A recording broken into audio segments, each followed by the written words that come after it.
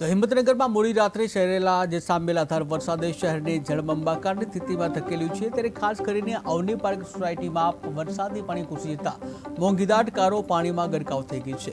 પાલિકા તંત્રની બેદરકારીના કારણે શહેરના અનેક રહેણાંક વિસ્તારોમાં કમરસમાં પાણી ભરાઈ ગયા છે, ત્યારે ખાસ કરીને નીચાણવાળા વિસ્તારોમાં વસતા લોકોનું જીવન અસ્તવ્યસ્ત બન્યું છે। ત્યારે નગરપાલિકા તંત્ર પાણીના નિકાલમાં નિષ્ફળ રહી છે, જ્યાં લોકોની અનેક રજૂઆતો કરવામાં આવી છે, છતાં પણ યોગ્ય પગલાં ભરવામાં ન આવતા લોકોમાં પણ રોષ જોવા મળી રહ્યો છે। ત્યારે હાલત એવી છે કે ઘરવખરી વાહનો અને સામાન્ય જીવન ઉપર ભારે અસર થઈ રહી છે અને તંત્ર હજી સુધી માત્ર વચનો આપવાની સ્થિતિમાં જોવા મળી રહી છે।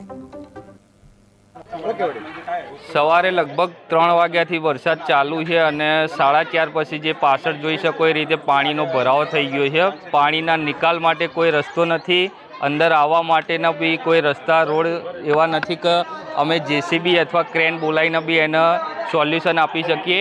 તંત્ર દ્વારા બી અમે મેસેજ અને લોકેશન એડ્રેસ મોકલ્યા પછી પણ હજુ કોઈ જોવા માટે અમે આવ્યું નથી।